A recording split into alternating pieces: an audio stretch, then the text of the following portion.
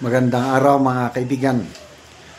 Laman ngayon sa foreign media, headline stories, ang panalo ni VP Sara sa Supreme Court, yung pagbasura ng kanyang impeachment bids, impeachment complaint. Ano? Ito, tatlo lang yung nabasa ko muna. No? Time Magazine, title, How a Philippine Court Handed Duterte Family Another Victory. Yun, Time Magazine yan ha. Next, Arab News. Philippines Top Court voids impeachment complaint against VP Duterte. Ito ang basahin natin. Yung BBC, isang sikat na no. Philippine Court strikes down landmark impeachment bid against Sara Duterte. Ito, isa lang ang basahin natin. Dahil hindi natin makayalat. Ayan o. BBC News. The Philippine Supreme Court has blocked an impeachment trial against Sara Duterte, marking a victory for the country's Vice President. Sikat. Ito naman, nakakaya. Lower House.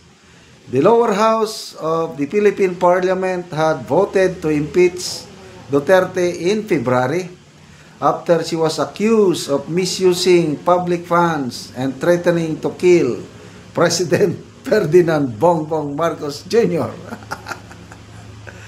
But a court spokesperson told reporters on Friday the impeachment vote violated a constitutional ban on having multiple impeachment proceedings in a year.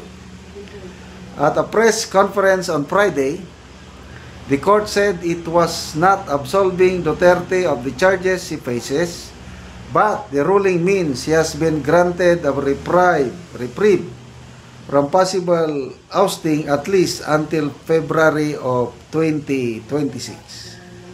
This also gives her more time to gather support for a possible presidential run. Presidential run in the crucial run-up years to the 2020 general elections. Had the impeachment vote gone against her, Duterte would not have been able to run for president. The ruling is the latest development in the dramatic Duterte Marcos saga, which has seen them go through from allies to foes. Both children of powerful former leaders, the two had joined hands in 2022 to form a political super alliance known as the Unity Team.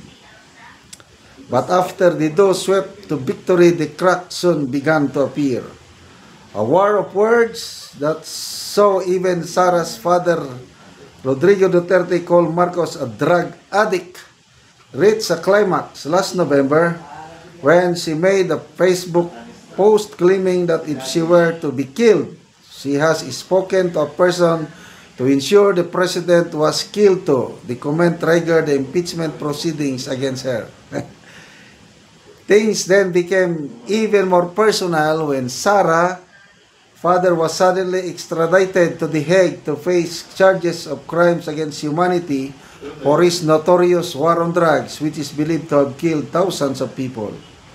But even before this ruling, the odds of convicting Sara in the Senate impeachment court or even starting the proceedings was uncertain due to shifting political alliances that followed the general election in May. Ito na, yung alanganin na sila. The feud between Duterte and Marcos had dominated the elections, and Duterte won more seats in the Senate than expected in what was seen as a rebuff of the incumbent. Ito, nire-review. Pahiya ang PBBM admin. The 15-member Supreme Court is dominated by appointees of Sara's father. Impeachment proceedings are extremely divisive in Philippines' chaotic political landscape. Since the restoration of democracy to the country in 1986, only one such attempt had successfully ended with a verdict that the former Supreme Court Chief Justice Renato Coronta who was convicted of hiding his assets in 2012. Former President Joseph Estrada's impeachment for alleged graft was cut short in 2001 after public anger over the conduct of the trial sparked massive street protests that eventually led to his ouster. Oh, yun. So, sikat. Yun ang sikat, of course, si BP Sara. At ang medyo nalagay sa alanganin, ang PBBM admin, ay yun, natalo sila sa election. Lumalakas ang suporta ni BP Sara. Ito talagang victory not only for BP Sara but for democracy, dahil hindi naman inabsuelto ng korte yung mga accusation kay BP Sara, kundi dapat sundin ang konstitusyon na violate ng Kamara yung 1-year bar rule. So, kinokorek lang ng Korte Suprema ang kamalian, hindi man pinagbabawal ng Korte Suprema yung pag-file ulit ng impeachment complaint next year. So, ituloy pa rin natin ang bloodbath. Ayusin nyo lang yung proseso ninyo. Bigyan nyo ng due process si BP Sara, kasi yung ginawang fourth impeachment complaint na inakyat sana, wala nang pagkakataon si BP Sara na mabigyan ng due process. Hindi niya nasagot yung mga charges. Ganun lang yun. So, talagang melodramatic ang Philippine politics. Sikat na sikat tayo sa ibang bansa. At ito, na-pro-project ang political instability, unstable ang political situation sa bansa, kaya nadadamay ang ating ekonomiya dahil ang mga investors mawawalan ng gana na mag-invest sa mga bansang ganito na walang pagkakaisa sa politika. Sayang yung unity. Hindi ko akalain na ang unity magiging ganito. Napakalaki ang political capital, napakalaki yung pag-asa. Bayan, babangon muli. Anong nangyari dahil sa ambisyon nila na hawakan ang poder ng matagal? Kaya ito na, nagkakawatak-watak na tayo.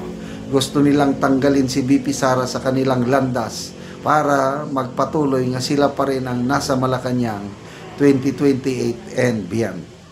Okay, salamat mga kaibigan sa inyong pagsubaybay sa ating channel. Nakakatulong kayo ng malaki sa Tribong Talandig ng Bukidnon dahil ang sweldo natin sa channel na ito pantulong sa tribo. Namimigay tayo ng mga libreng yero at pako para makapagpatayo ng mas maayos na tirahan ang Tribong Talandig. Panoorin nyo ang video na ito. Ang yero nga ihatag namo sa mga tao, katong itabang sa mga tao nga nagkinanglan sa ilang balay. Kay nakigpuyo lang ni siya sa iyang magulang.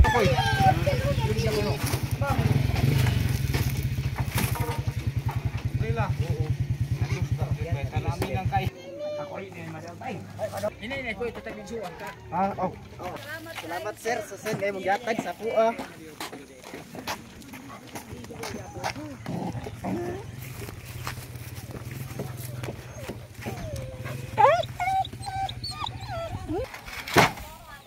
Alay, pandog ini.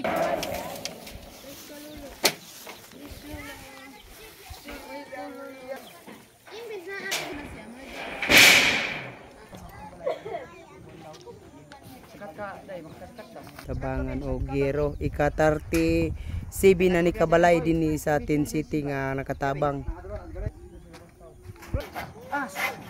Yes, atras. Atras ta. Apa bande ka?